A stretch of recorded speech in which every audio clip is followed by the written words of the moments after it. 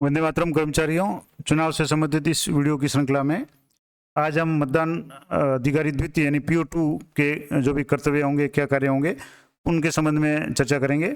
मैं आपको पहले ही क्लियर कर दूं कि जो भी जानकारी है वो आपकी सुविधा के लिए है, और अगर इसमें कुछ भी विरोधाभास हो जाए या आपको कुछ कन्फ्यूजन है तो जो भी चुनाव आयोग के निर्देश है उसकी पालना करें।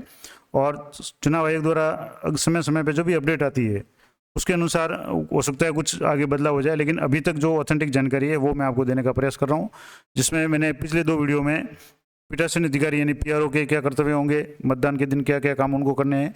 इसके बाद में अगले जो दूसरा वीडियो था उसमें मैंने PO1 के क्या कार्य होंगे उसके बारे में विस्तार से पूरी जानकारी दी है। आज की इस वीडियो में बात करेंगे द्वितीय मतदान अधिकारी के कर्तव्य के बारे में। तो वैसे तो मैंने हर वीडियो में बताया कि जो चुनाव का काम है वो टीम वर्क का काम है और सभी PRO PO1 2 3 सभी को मिलकर के काम करना है, लेकिन चुनाव आयोग द्वारा विभिन्न जो भी कार्मिक है उनके लिए अलग अलग काम या कर्तव्य निर्धारित किए हुए हैं, तो आपको वो काम तो करना ही है। इसके अलावा टीम वर्क है तो आपको सारा काम मिलकर के सहयोग से करना है। तो PO2 के पास में क्या क्या काम रहेंगे, तो सबसे महत्वपूर्ण बात कि PO2 यानी द्वितीय मतदान अधिकारी है वो अमिट स्याही का भार साधक होगा, यानी जो अमिट स्याही है वो उसके पास रहेगी। ये प्रथम मतदान अधिकारी के पास में बैठेगा और इसके पास मतदाता सूची की दूसरी प्रति होगी। जो प्रथम मतदान अधिकारी होगा उसके पास में मतदाता सूची की चिन्हित प्रति यानी mark copy of electoral roll होती है, उसके पास में मतदाता सूची की दूसरी कॉपी है वो PO2 के पास में होगी।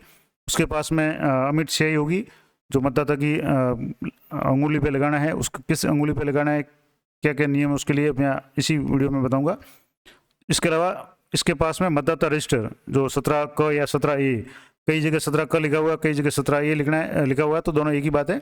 तो मतदाता रजिस्टर है। इसके अलावा मतदाता पर्ची, तो दोनों ये PO2 के पास में रहेगी। और आयोग के नवीनतम निर्देश के अनुसार मतदाता रजिस्टर 17 क में वास्तविक मतदान से पूर्व मॉक पोल का डाटा क्लियर करने का प्रमाण पत्र अंकित किया जाएगा। तो प्रत्येक चुनाव है वो अपने आप में नया होता है, कुछ न कुछ नवाचार होता है। तो इस बार जो नया नवाचार ये है कि जब भी मॉक पोल होगा सुबह, चुनाव शुरू होने से 90 मिनट पहले मॉक पोल की प्रक्रिया शुरू हो जाएगी और मॉक पोल समाप्त होने पे जो डाटा क्लियर है उसका एक प्रमाण पत्र है वो 17 क रजिस्टर में लिखित रूप में देना पड़ेगा। इसके लिए अलग से फॉर्मेट वगैरह भी होंगे जो भरने पड़ेंगे। तो ये एक महत्वपूर्ण काम है जो इस बार नया इसमें जोड़ा गया है। अगला है कि जैसे ही मतदाता इस मतदान अधिकारी के पास आएगा, यानी प्रथम मतदान अधिकारी के पास में मतदाता आएगा, प्रथम मतदान अधिकारी उसकी अंगुली को चेक करेगा कि बाएं हाथ की तर्जनी पर उसके कोई स्याही का निशान तो नहीं है। उसके बाद उसकी पहचान सुनिश्चित करेगा और उसके बाद में वो मतदाता है वो दूसरे मतदान अधिकारी के पास में आएगा। दूसरे मतदान अधिकारी के पास में आएगा तो उसका भी ये कर्तव्य है कि वो बाएं हाथ की तर्जनी का निरीक्षण करेगा कि इस पर कोई अमिट स्याही का निशान तो पहले से नहीं है। तो ये PO1 को भी देखना है और PO2 को भी देखना है कि मतदाता की बाएं हाथ की तर्जनी पे कोई भी निशान नहीं हो स्याही का, अमिट स्याही का। उसके बाद उसको जो PO2 है उसको मतदाता की बाईं तर्जनी के नाखून और चमड़ी के रिज युग्म पर अमिट स्याही का निशान लगाएगा। तो एक बार और मैं आपको बता दूं, बाएं हाथ की तर्जनी यानी जो लेफ्ट हैंड है उसकी जो अंगूठे के पास वाली जो उंगली है उस पर स्याही लगानी है। यदि मतदाता की बाईं तर्जनी नहीं है तो उसकी क्रमागत अंगुलियों पर निशान लगाई जाएगी। यानी मान लो जैसे तर्जनी नहीं है तो उसके पास में जो भी होगी मध्यमा होगी उस पर लगानी है, मध्यमा नहीं है तो अनामिका पे लगानी है, अनामिका नहीं है तो कनिष्ठा पे लगानी है। इस तरीके से क्रमागत जो भी अंगुलियां उन पर लगानी है। तो ये काम है वो PO2 का है। इसके बाद यदि मान लो बाएं हाथ में कोई अंगुली नहीं है, ऐसा भी कोई केस हो सकता है किसी व्यक्ति के बाएं हाथ में एक भी अंगुली नहीं हो, हाथ कटा हुआ हो, तो ऐसे मामले में अमिट स्याही दाएं हाथ की तर्जनी पे लगाई जाएगी, यानी जो राइट हैंड होगा उसकी तर्जनी पे लगाई जाएगी। और मान लो उसमें उसके तर्जनी नहीं है तो अमिट स्याही उसके हाथ की क्रमागत अंगुलियों में यानी तर्जनी के पास वाली मध्यमा में, मध्यमा नहीं है तो अनामिका में, अनामिका नहीं है तो कनिष्ठा पे लगाई जाएगी। और यदि दोनों हाथों में कोई भी अंगुली नहीं हो तो अमिट स्याही बाएं या दाएं हाथ के जो अंतिम सिरे पे लगाई जाएगी। बाएं हाथ है तो जहाँ से भी वो हाथ टूटा हुआ है वहाँ का जो भी सिरा होगा वहाँ तक उस सिरे पे लगानी है। कुल मिलाकर के स्याही अनिवार्य रूप से मतदाता की लगानी है। एक बार मैं आपको पुनः बता दूं कि मतदाता की बाईं तर्जनी पे स्याही लगानी है, जो लेफ्ट हैंड है उसके अंगूठे के पास वाली अंगुली पे। अगर वो अंगुली नहीं है तो क्रमागत उसके पास की अंगुलियों पे एक एक करके आपको चेक लगानी है। पहली है तो पहली ठीक है, नहीं है तो दूसरी, नहीं तो तीसरी, नहीं तो चौथी, इस तरीके से। और कोई भी अंगुली नहीं है तो दूसरे राइट हैंड साइड की जो दाएं हाथ है उसकी तर्जनी पे लगानी है। इस तरीके से उसमें भी तर्जनी नहीं है तो क्रमागत लगानी है। तो ये क्लियर हो गया। अब स्याही किस तरीके से लगानी है? जो पहले निर्देश थे कि स्याही है वो थोड़ी सी स्याही लगाते थे, थोड़ी सी अंगूठे पे या नाखून पे और थोड़ी सी चमड़ी पे आती थी। इस बार निर्देश है कि पूरी जो भी अंगूठा या जो नाखून है उस पे और चमड़ी पे आनी चाहिए। यानी अमिट स्याही के प्रयोग के संबंध में नवीन प्रावधान, अमिट स्याही बाईं तर्जनी के नाखून के आखिरी सिरे से प्रथम जोड़ तक के नीचे तक आपको प्रदत्त ब्रश की सहायता से मतदाता की अंगुली पे लगाई जानी है। और इस तरीके से चित्र में दर्शाया गया, यानी कि इस बार पूरी लंबी है वो स्याही लगानी है ताकि कोई भी मतदाता उसको तुरंत मिटा नहीं सके। अगला मतदाताओं के लिए रजिस्टर 17 क है, उसके कॉलम 2 में मतदाता की निर्वाचक नामावली का क्रमांक लिखेगा। अब कॉलम 1 में क्या आएगा? तो कॉलम 1, 2, 3, 4 जो भी है तो उसका रजिस्टर का फॉर्मेट मैं आपको बता दूंगा ताकि आपको सारा मामला क्लियर हो जाएगा। इसके अलावा मतदाता जो रजिस्टर 17 का है उसका कॉलम 4 है, उसमें मतदाता के हस्ताक्षर करवाने हैं। अगर मतदाता निरक्षर है तो उसका अंगूठा निशानी लेनी है। उसके बाद यदि मतदाता मतदान हेतु मतदाता पहचान पत्र से मतदान करता है तो मतदाता रजिस्टर 17 क के कॉलम 3 में ईपी लिखना है। अब यहाँ जो ध्यान देने वाली बात है कि जब वो मतदाता पहले मतदान अधिकारी यानी पीओ फर्स्ट के पास में आएगा और वो अगर ईपी लेके आएगा तो वो वहाँ ई इंगित करेगा उसके नाम के पास में, फोटो के पास में, और आड़ी लाइन तिरछी लाइन खींचेगा।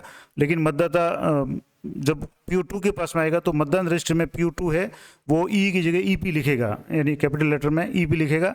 और अगर मतदाता पहचान की किसी अन्य फोटोयुक्त दस्तावेज से लेकर के आता है जो निर्वाचन आयोग द्वारा निर्दिष्ट किए गए यानी जो तय किए गए हैं, अगर कोई दूसरा दस्तावेज लेके आता है जैसे आधार लेके आ गया, पैन कार्ड लेके आ गया, तो उसके अंतिम 4 डिजिट है वो मतदाता के रिमार्क वाले कॉलम में लिखे जाएंगे।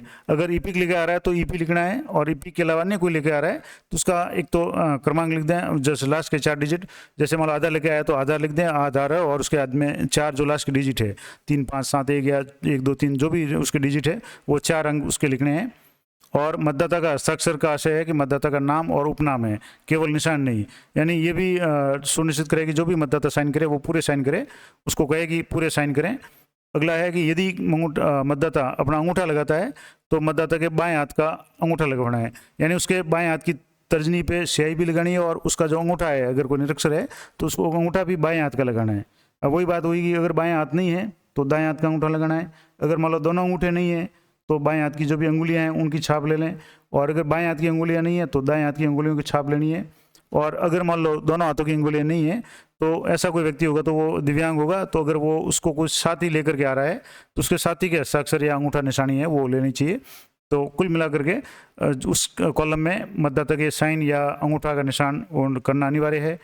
अगला है उपरोक्त कार्य करने के बाद द्वितीय मतदान अधिकारी द्वारा मतदाता को एक पर्ची जारी की जाएगी, मतदाता पर्ची जारी की जाएगी, जिसमें वह 17 क रजिस्टर की क्रम संख्या और मतदाता की निर्वाचक नामावली की क्रम संख्या लिखेगा और अपने लघु हस्ताक्षर करेगा।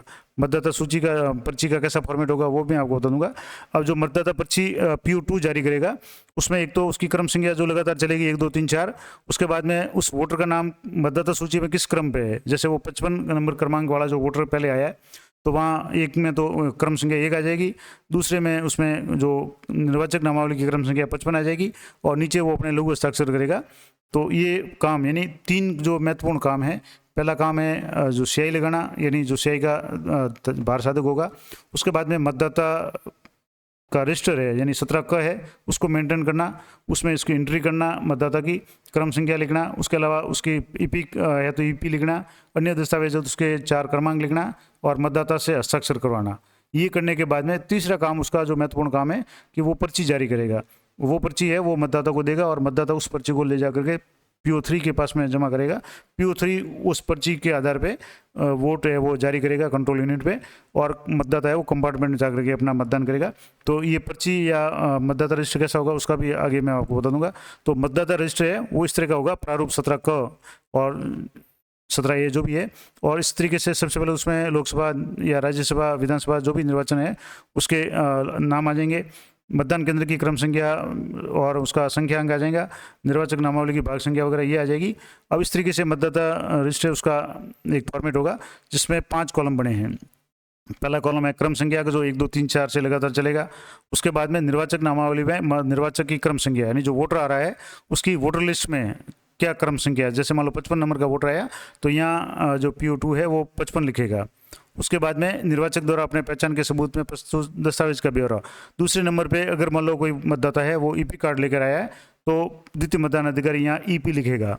और अगर वो EP के अलावा आधार कार्ड, पैन कार्ड वगैरह कोई लेकर आया है तो उस दस्तावेज का नाम शॉर्ट में लिख देगा। जैसे आधार लिख दिया, ड्राइविंग लाइसेंस है तो DV लिख दे, पैन कार्ड है तो पैन लिख दिया। उसके बाद में उसके जो 4 लास्ट डिजिट है वो लिखने हैं। क्रम संख्या जो 4 का जो कॉलम है इसमें मतदाता जो भी आ रहा है उसके साइन करवाने हैं, और अगर साइन नहीं करता तो उसके अंगूठा निशानी लेनी है। और मैंने बता दिया अगर मान लो जैसे अंगूठा नहीं कर सकता, उसकी अंगुलियां वगैरह नहीं है, अंगूठा भी नहीं है, तो उसके साथ ही जो भी आएगा उसके हस्ताक्षर करवाना है, लेकिन हस्ताक्षर जरूर करवाने हैं। उसके बाद में अगर कोई विशेष बात होती है तो उसकी टिप्पणी लिखनी है। किन किन मामलों में टिप्पणी लिखी जाएगी, जैसे टेस्ट वोट है तो उसके मामले में टिप्पणी लिखी जाएगी। तो वो सारे विशेष परिस्थितियाँ होंगी, उसके संबंध में अलग से जानकारी दूंगा। तो ये काम PO2 को करना है। ये जो मतदाता रजिस्टर है 17 का है, इसको मेंटेन करना है।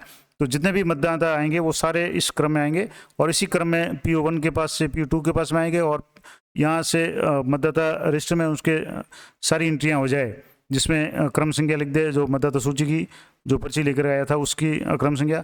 उसके बाद में वो अपना यहाँ EP लाया तो EP, और अन्य तो जो भी उसके क्रम संख्या 4 अंक लिखेंगे लास्ट के, साइन करवाएंगे। और इस तरीके से ये पूरा पेज पूरा होने के बाद में नीचे पीठासीन अधिकारी के साइन होंगे। तो ये तो काम हो गया मतदाता रजिस्टर का। दूसरा उसको जो काम करना है PO2 को, वो है मतदाता पर्ची। मतदाता पर्ची किस तरह की होगी, इस तरह की जो मतदाता पर्ची का फॉर्मेट होगा, जिसमें मतदाता रजिस्टर के कॉलम 1 यानी जो मतदाता रजिस्टर था जिसमें क्रम संख्या 1 से लेकर के लगातार जो चल रही थी, मान लो 1 नंबर पे अगर कोई निर्वाचक आया है, वोटर आया, तो उसके क्रम संख्या यहाँ 1 हो जाएगी। उसके बाद में मतदाता की निर्वाचक नामावली में यथा प्रविष्ट निर्वाचक का क्रम संख्या, जैसे मैंने आपको बताया कि पहले नंबर पे 55 नंबर की क्रम संख्या वाला वोटर आया था, तो उसकी संख्या जो क्रम संख्या निर्वाचक नामावली 55 है, तो यहाँ 55 आ जाएगा। ऊपर जैसे 1 नंबर पहले नंबर पे वोटर आया तो 1 आ जाएगा, यहाँ 55 आ जाएगा। और यहाँ द्वितीय मतदान अधिकारी है वो अपने शॉर्ट हस्ताक्षर करेंगे, लघु हस्ताक्षर करेंगे, और ये पर्ची है वो मतदाता को देंगे, और वो पर्ची लेकर के मतदाता है वो PO3 के पास में जाएगा। तो ये इंपॉर्टेंट काम PO2 के होंगे। तो बहुत बड़ी जिम्मेदारी, बहुत बड़ा काम, यूँ देखें तो सबसे एक ज़्यादा काम अगर देखें तो PO2 के पास में है। तो PO2 को अपना काम है वो फुर्ती से करना है, बहुत सावधानी से करना है। और उसके 3 काम मैं आपको एक बार रिवाइज करा दूँ। सबसे पहले तो उसको जब भी मतदाता PO1 से PO2 के पास आए, उसकी जो बाएं हाथ की अंगुली है उसको चेक करना है कि उसके ऊपर स्याही तो नहीं लगी हुई।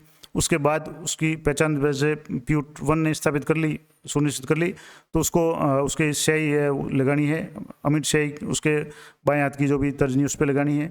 तर्जनी नहीं है तो क्रमागत अंगुलियों पर लगानी है, वो मैंने पहले बता दिया। ये निशान लगाने के बाद में, अमिट स्याही का निशान लगाने के बाद में पूरा निशान लगाना है, अंगूठे से लेकर के पूरी प्रथम जो रीज है उस तक। उसके बाद उसको मतदाता सूची में मतदाता जो रजिस्टर है 17 का है उसमें उसकी क्रम संख्या लिखनी है। जो डॉक्यूमेंट लाता है, अगर EP लाता तो EP लिखना है, अन्य लाता तो उसके 4 क्रमांक लिखने हैं। उसके बाद में उसके हस्ताक्षर करवाने हैं, निर्वाचक नामावली की क्रम संख्या लिख करके उसके हस्ताक्षर करवाने हैं, और कोई विशेष टिप्पणी है तो वो टिप्पणी लिखनी है।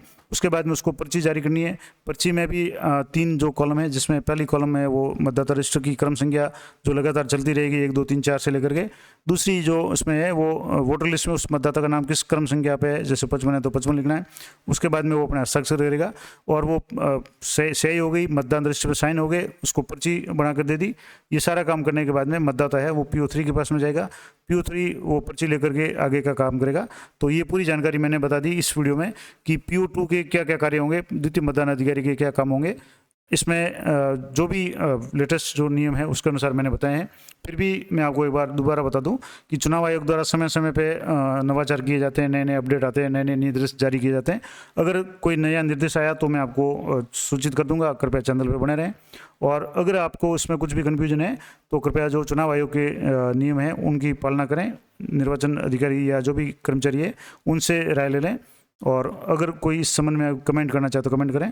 वीडियो अगर अच्छा लगे, आपको जानकारी अच्छा लगे तो अधिक से अधिक साथियों को शेयर करें, लाइक करें, और चैनल को सब्सक्राइब कर लें, ताकि अगला जो भी वीडियो होगा वो आपको तुरंत नोटिफिकेशन मिल जाए।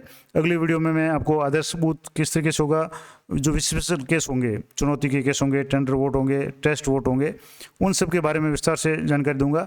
ESD क्या होता है या प्रॉक्सी वोटर क्या होता है, इसके संबंध में जो भी इंपॉर्टेंट बातें हैं वो मैं आपको अगली वीडियो में बताने का प्रयास करूँगा। तो मिलते हैं नेक्स्ट वीडियो में, तब तक जय हिंद, जय भारत।